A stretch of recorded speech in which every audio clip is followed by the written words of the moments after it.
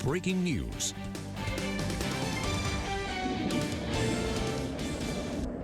The skies opened up in just a deluge. Heavy rain and flooding across El Paso and southern New Mexico tonight. Stop what you're doing and look at all the mind-boggling videos our viewers have been sending us. You can see this neighborhood is flooded. Some vehicles, big and small, stranded. And as we always tell you, turn around, don't drown. Some parts looking like rapids. That same viewer sent us this clip as well, showing this person walking as water comes from a small door. You can see the water is knee-high in some parts. And take a look at this. This is why I-10 West at Cotton Street is shut down tonight. That is the freeway, not a lake. The freeway and the gateway flooded. You can see how high the water is by looking at the cars at the gas station. Only the westbound lanes are shut down. Incredible. We've been warning you about these storms for days, and it is also why we remain under an ABC 7 first alert tonight. Good evening, and thank you for joining us for ABC 7's 10 at 10. I'm Stephanie Valle. And I'm Saul Sainz. Eric Elkin has the night off. And we are in the ABC 7 Alert Center with breaking news, bringing you complete coverage of the thunderstorms menacing El Paso and the borderland. ABC 7's JC Navarrete joins us live from northeast El Paso, where some areas are flooded. JC. Yeah, some areas are flooded. Police are on the scene here along Apollo and Diana, helping stranded drivers. You'll see they're redirecting traffic back onto Apollo. If you're heading southbound on Diana, you're not going to be able to make it through. This has been one of the heaviest areas hit so far this evening here in northeast El Paso.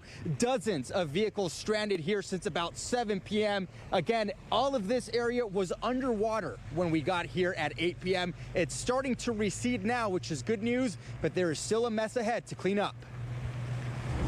Clouds quickly taking over the desert sky.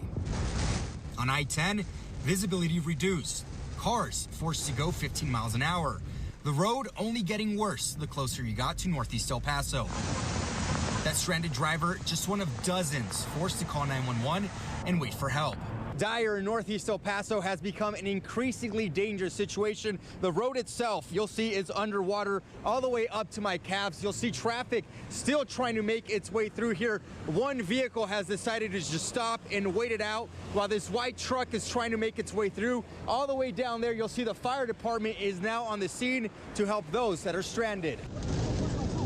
Along Dyer, a sign of the situation. This uniformed soldier helping a civilian load a wheelchair in that SUV. On Howard, nature's force on full display. This Mustang left behind by its owner. Neighbors have seen this story before. Why do they risk it? We first talked to Albino 3 weeks ago. He lives along Diana, a stretch of road that's no stranger to flooding.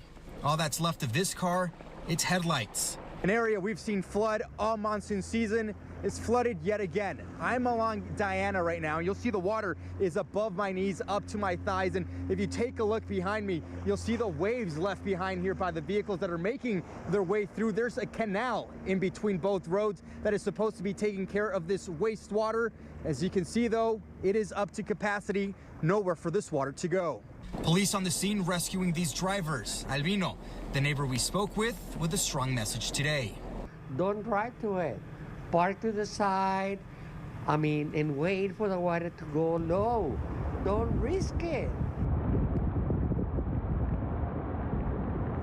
And really no need to risk it. Again, it's so important to continue to remind you to turn around, don't drown. As I was mentioning before, this entire area was up to my thighs earlier this evening at around 8, and it's still underwater in some parts along Diana. This area is blocked off if you're heading south, so keep that in mind if it's part of your commute. And just a reminder that first alert is still in effect, so even if we might be seeing more rain tonight and into tomorrow, keep it in the back of your mind.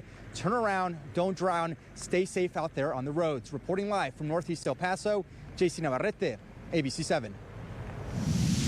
Just incredible video there. I mean, we warned you. We said that after 7 o'clock is when we were going to start to see those storms develop, and that's exactly what happened. If you stepped outside, you could see those really dark clouds, and you just knew that that storm was coming. So we're going to continue to track those storms for the next few hours, overnight into tomorrow. So what you're seeing out there right now, it could get worse within the next few days. So if you don't have to be out on the roads, definitely don't want you to be out on those roads. Our weather alert showing a flash flood warning. We also have flash floods out towards Deming, Columbus, and Silver City. Let's take a look at the difference between the flood watch and the flash flood warning. Earlier today, you might have heard me say that we were under that flood watch. That is issued when conditions are favorable and flooding. It doesn't mean it's going to occur, but it's possible. Well, now we're under that flash flood warning. As you saw in the video with JC, we are definitely dealing with a lot of flooding. Now, this is video from the west side of town. Meteorologist Katie Frazier was enjoying herself outside on the balcony, far away from this, and one of the things we mentioned, of course, turn around, don't drown. This is on a hill, so this is going downward. Now, from West El Paso to East El Paso, we saw parts of town on the east side. This is my mom. She took this video outside of her house, showing that this car over here was debating, should I go, should I not? And this car, you can see exactly how deep that water is on that side of town. And eventually, this car realized, I'm not going to make it. Turned around and thankfully was not stuck in that deep water. As I mentioned, we're going to continue to track these storms. As Doppler radar is showing now, just widespread showers all across the area. We're getting the strongest storms in the downtown area, so if you're driving out towards the west side, downtown, northeast side of town, still seeing some heavy storms. We'll take a closer look at your future track model, and I'll let you know what's in store for this coming weekend.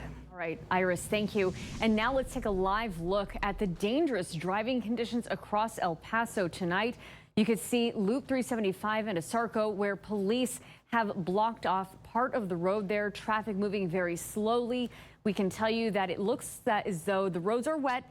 You have to be careful out there. I was trying to drive through this area. Police were blocking off access to Loop 375 in some parts. Camera not working at US 54 and Kenworthy, but we can tell you from what we saw earlier from JC's report, the traffic pretty treacherous out there. Again, the water is receding, but still be careful. If you don't have to be on the roads tonight, just stay home. US 54 and Hondo Pass again. Roads are still wet out there. Waters are receding, but remember, it is still drizzling. There's still some rain out there. But we want to show you some major closures El Paso drivers need to know about tonight.